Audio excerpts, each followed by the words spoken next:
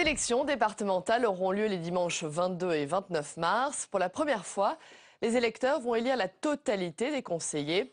Auparavant, le renouvellement de ces conseillers avait lieu par moitié. Les conseils généraux s'appelleront désormais les conseils départementaux. Le besoin de la réforme s'est posé parce qu'il y avait un déséquilibre démographique trop important entre les différents cantons. Donc de toute façon, il fallait redécouper.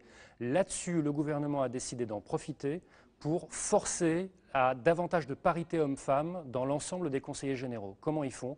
Ils suppriment la moitié des cantons, tous les autres deviennent 2 fois plus grands, et dans tous ces cantons, au lieu d'en élire un, on en élit 2 conseillers, et c'est un garçon, une fille. Les élections vont se dérouler dans 2054 nouveaux cantons, un chiffre réduit de moitié par la réforme de 2013. La carte des cantons a été redessinée pour mieux l'adapter aux réalités démographiques.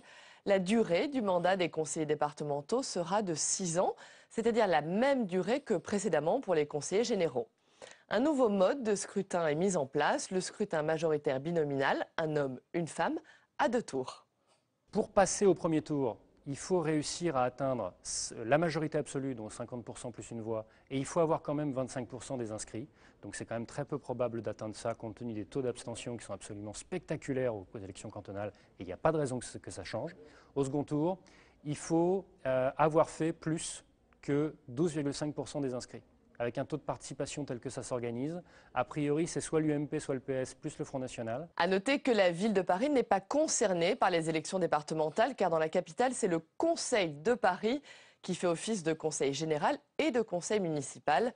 Pas d'élection non plus à Lyon, où le conseil métropolitain, issu de la nouvelle métropole, va exercer les compétences du conseil départemental.